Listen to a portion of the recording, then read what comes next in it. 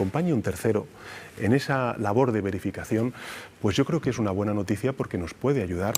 La noche cae sobre Madrid y en la Moncloa la luz de los móviles no se apaga. En los pasillos se oye el mismo sonido una y otra vez. Notificaciones, titulares, mensajes que llegan como golpes secos. Afuera, la ciudad sigue su ritmo. Dentro, el poder contiene el aliento. Entonces aparece una carta. No es un comunicado rutinario, ni una frase calculada para el telediario. Es una grieta en voz alta. Pedro Sánchez anuncia que se detiene, que necesita unos días para decidir si merece la pena continuar. Y España de repente entra en pausa. La razón tiene un nombre que no estaba en las urnas: Begoña Gómez. Una investigación judicial abierta en Madrid la coloca en el centro de una tormenta donde ya no existe la palabra privado. Se habla de presunto tráfico de influencias, de presunta corrupción en los negocios, de contactos, de actividades profesionales observadas con lupa. Para unos, es la prueba de que el sistema debe mirar también a los despachos que rodean al poder.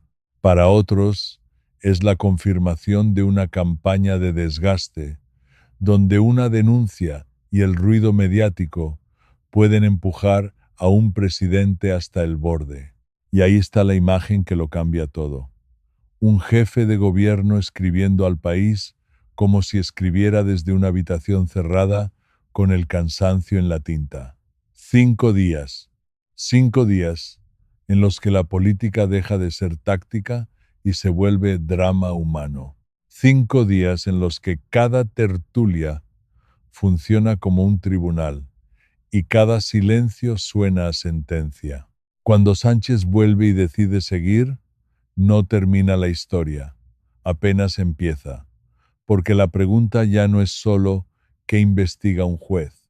La pregunta es más incómoda, más profunda, más peligrosa para una democracia polarizada. ¿Cómo puede un vínculo personal convertirse en una crisis nacional capaz de tambalear el gobierno? Pero para entenderlo hay que volver atrás, mucho antes de los juzgados, mucho antes de la carta, al lugar donde el poder y la vida privada empezaron a confundirse. Antes de que existiera la Moncloa como escenario, Pedro Sánchez era sobre todo un chico de Madrid que aprendió pronto una regla silenciosa. La vida no siempre te da estabilidad, pero tú puedes fabricarla con disciplina. Creció en una familia acomodada, con un padre vinculado al mundo económico y una madre funcionaria que, con los años, también se formó como abogada. En casa se respiraba esa idea tan española de salir adelante sin hacer demasiado ruido, como si el esfuerzo tuviera que ser elegante y discreto.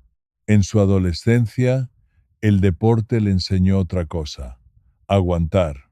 En la pista no hay titulares que te salven. O sostienes el ritmo o te quedas atrás. Esa combinación, ambición contenida y resistencia, encaja con el perfil que más tarde fascinó y desesperó a medio país. El político capaz de caer, desaparecer un instante y volver. No es solo estrategia, es temperamento. Begoña Gómez, en cambio, carga con otro aprendizaje, el de moverse entre mundos. Nació en Bilbao, pero pasó gran parte de su infancia en Valderas, un entorno pequeño donde todos se miran y todo se comenta.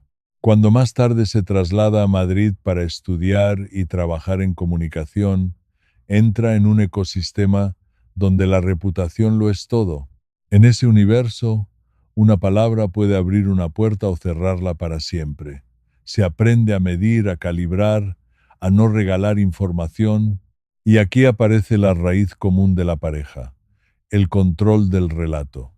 Sánchez aprende a gobernar emociones colectivas. Gómez aprende a leer percepciones y a gestionar imágenes públicas. Dos perfiles diferentes, pero complementarios. Uno entiende el poder desde la política, la otra entiende el poder desde la influencia. El problema es que lo que en privado funciona como escudo, en lo público puede verse como muralla. Cuando un país está polarizado, la discreción se interpreta como cálculo y el cálculo como culpa. Por eso, cuando la tormenta llega años después, no solo golpea un expediente, golpea la identidad profunda de ambos, porque lo que se pone en duda no es un hecho aislado, sino la idea misma de quiénes son.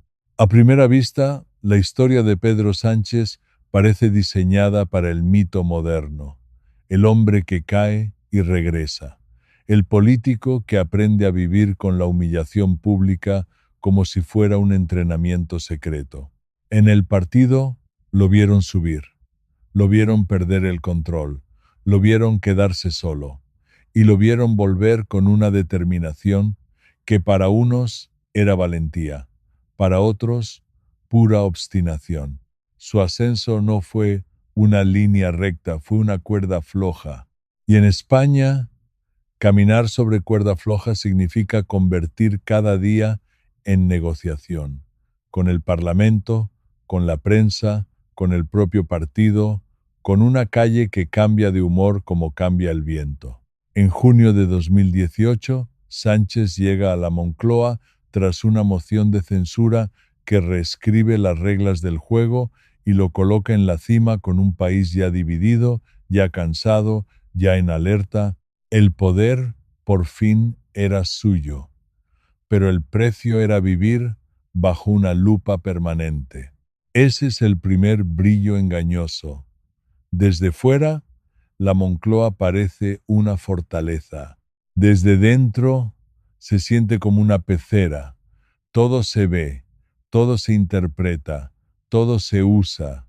Y mientras él aprende a sobrevivir en la política de alta tensión, Begoña Gómez construye otro tipo de prestigio, el de los proyectos, las alianzas, los discursos sobre impacto social. Durante años trabaja en consultoría y en entornos ligados a la captación de fondos y la gestión de iniciativas.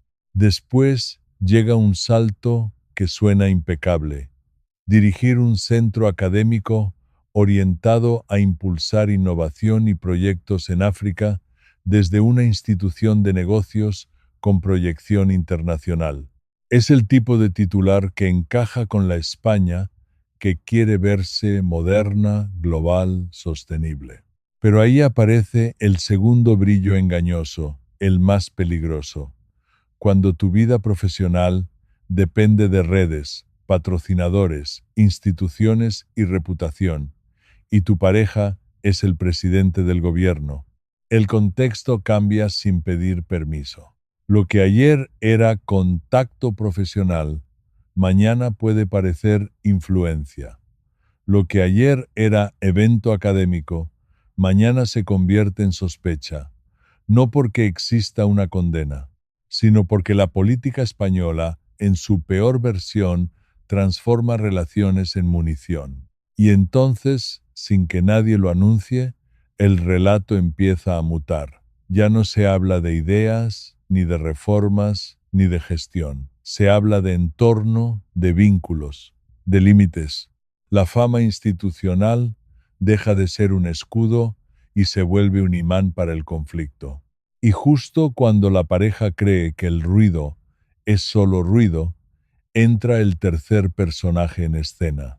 No es una persona, es un mecanismo, la sospecha convertida en crisis nacional. Dicen que todo empezó en una fiesta de cumpleaños en Madrid, en el año 2003. Una casa prestada, música demasiado alta, conversaciones que se cruzan como chispas. Pedro Sánchez aún no era el nombre que abriría informativos. Era un político en construcción, alguien que miraba lejos y hablaba como si el futuro ya le perteneciera. Begoña Gómez estaba allí con otra brújula, la de quien sabe leer una sala, detectar vanidades, medir silencios. Él lo contó años después, con una sonrisa que en realidad escondía una rendición. Tuvo que insistir. Ella no se lo puso fácil. Y justo por eso el flechazo se volvió obsesión buena, de esas que te empujan a volver a llamar aunque la noche te diga que pares. Los primeros meses tuvieron el tono de las historias que parecen invencibles. Madrid como escenario, planes pequeños, una intimidad que se construye a base de gestos cotidianos. Pero incluso entonces se veía una diferencia que, con el tiempo, pesaría como una piedra. Él vivía para la política. Ella vivía entre proyectos, alianzas, reputaciones.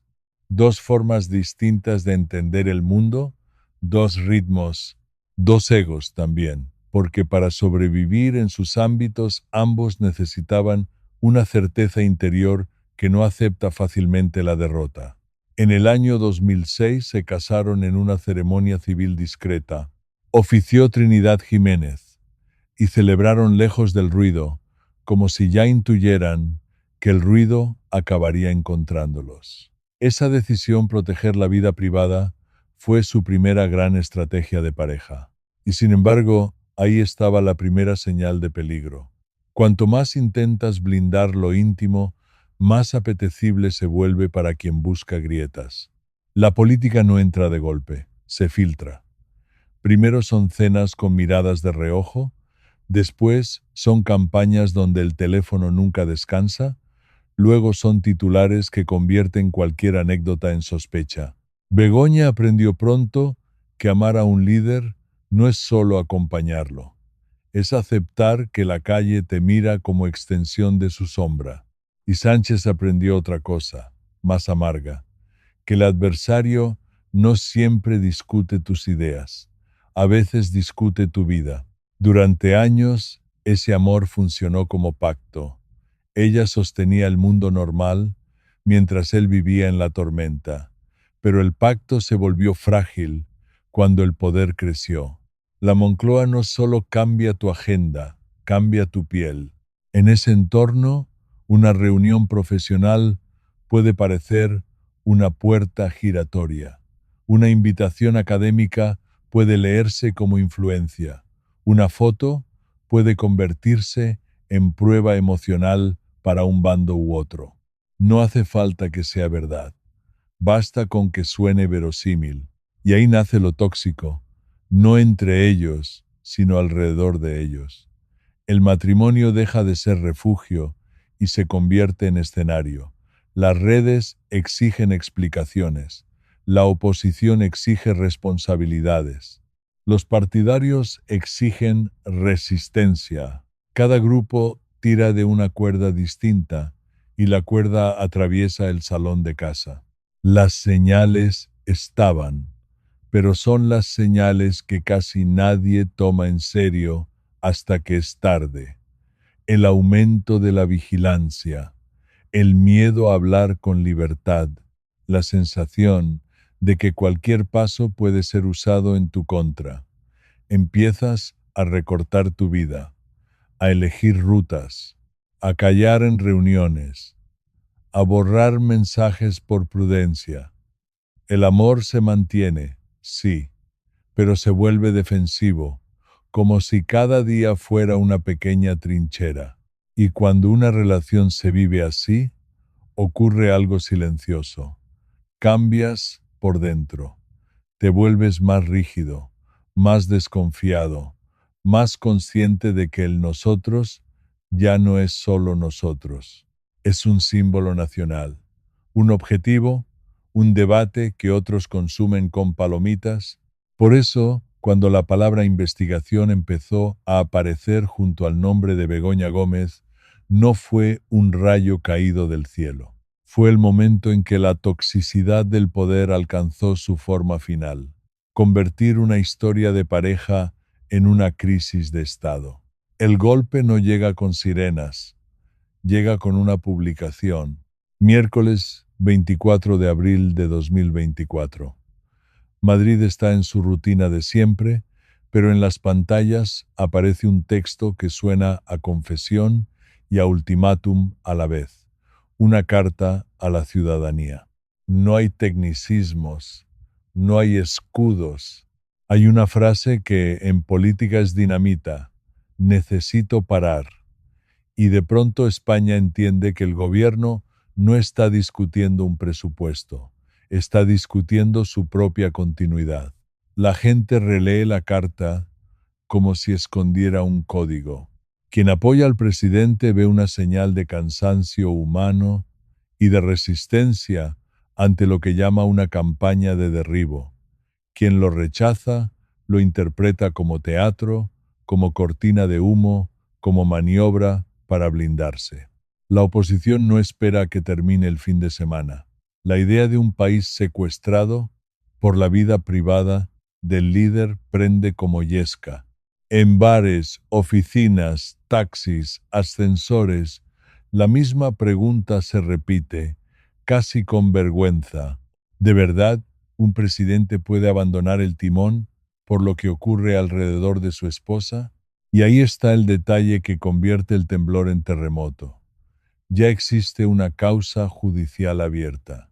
Un juzgado de Madrid ha iniciado diligencias tras una denuncia que sitúa a Begoña Gómez bajo sospecha por presuntos delitos como tráfico de influencias y corrupción en los negocios.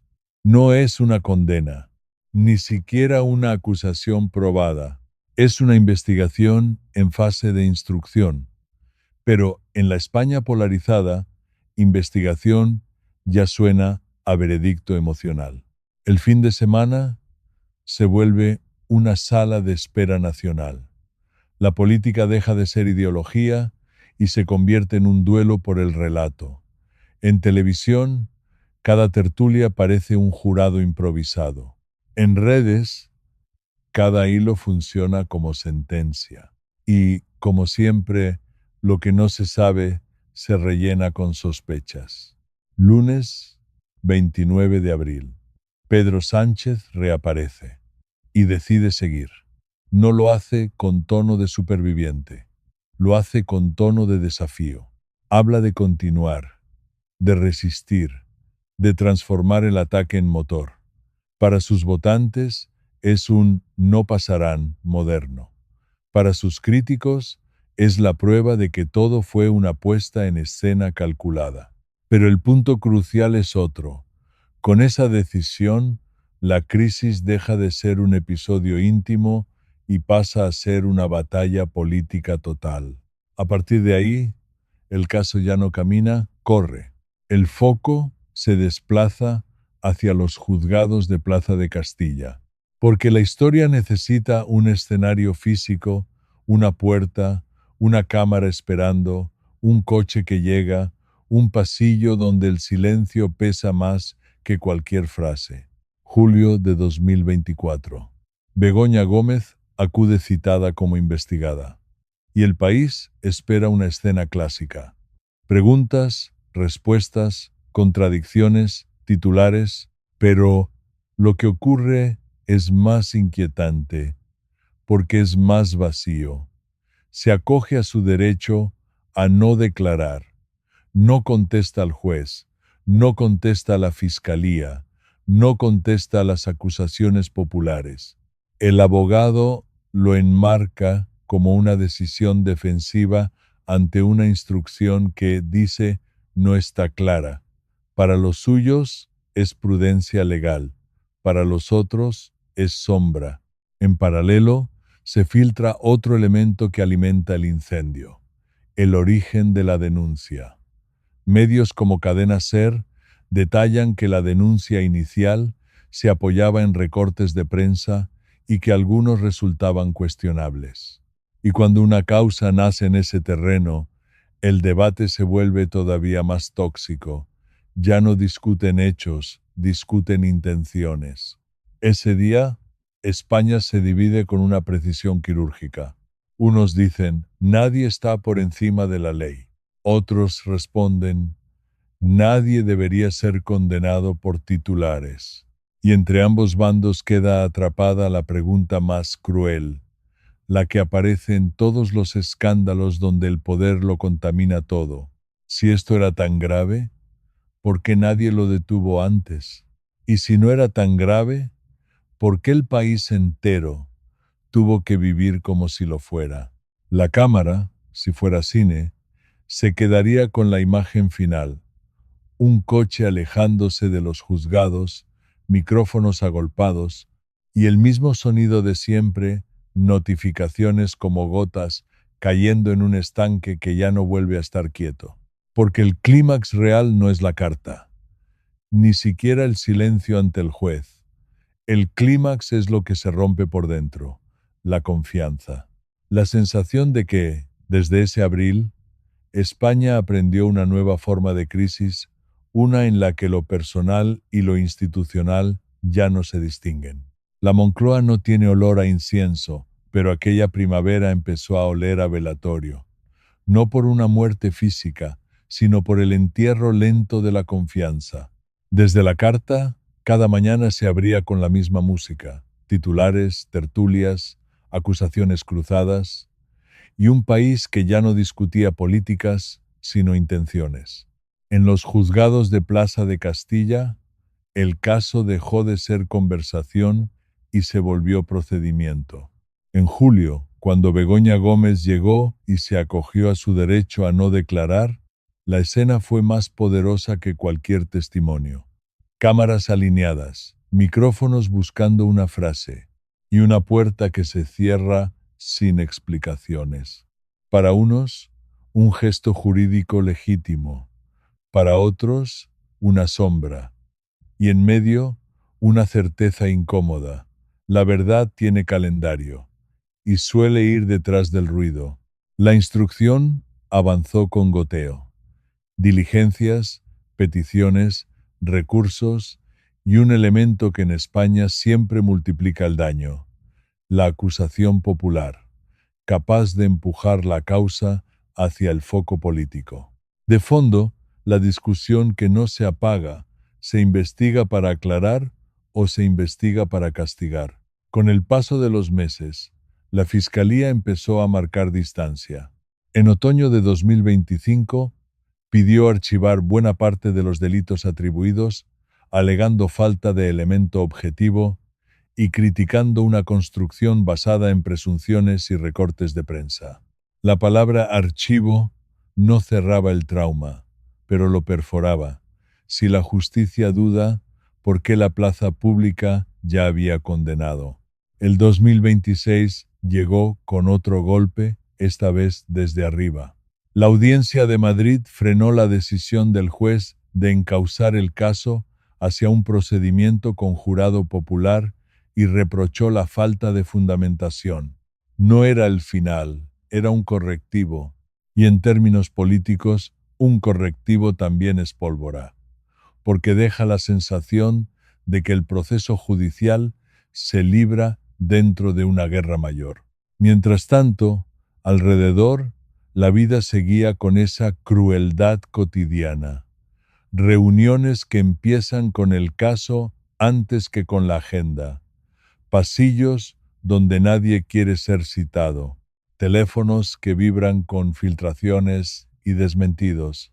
En un bando se pide normalidad, en el otro responsabilidades, y casi nadie escucha al otro. Aún así, la máquina siguió girando. En nuevas diligencias, el juez reclamó y remitió a la UCO correos institucionales vinculados a la cuenta de Moncloa, con un tramo temporal que arranca en 2018 y se extiende hacia el comienzo de 2026. La imagen es casi cinematográfica. No se registra una casa, se rastrea un archivo digital. No se buscan joyas, se buscan frases. Y cada nuevo documento reabre la misma herida. ¿Dónde termina lo público y dónde empieza la vida privada? Las consecuencias ya eran visibles incluso sin sentencia. Para Sánchez, gobernar se volvió caminar con una sombra detrás. Para Begoña, la vida pública se transformó en un espejo cruel. Cada aparición, cada ausencia, leído como prueba. Para el país, el resultado fue más íntimo y más peligroso. El hábito de vivir en sospecha, como si la política fuera una serie donde nadie merece presunción de inocencia. Y entonces queda la pregunta que nadie quiere responder en voz alta. Cuando todo esto pase, ¿qué quedará en pie? Thought for 45S, parte 7. Legado: lo que queda cuando todo se apaga. Cuando el ruido baja, no llega el silencio. Llega algo más incómodo, la resaca. España no recuerda estos años solo por una investigación o por un titular. Lo recuerda por la sensación de haber vivido al borde de un precipicio institucional, como si la política pudiera caerse por una grieta doméstica.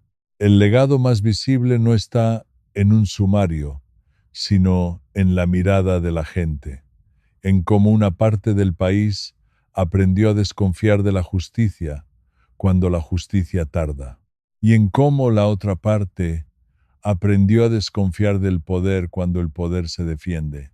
Entre ambos extremos se queda atrapada una idea peligrosa, que la verdad ya no importa tanto como el bando desde el que la cuentas. Para Pedro Sánchez, la herencia es gobernar con una sombra que no desaparece incluso cuando el día trae otras urgencias. Cada decisión pública se lee con un subtexto, cada gesto se interpreta como estrategia. Y en ese mundo la política deja de ser gestión para convertirse en supervivencia narrativa. Para Begoña Gómez, el legado es todavía más íntimo. El precio de existir en el espacio público sin haber sido elegida por nadie, y aún así cargar con la sospecha como si fuera un cargo. Porque no hay nada más cruel que ser convertida en símbolo. Un símbolo no puede descansar. Un símbolo no puede explicar. Un símbolo solo puede resistir o romperse.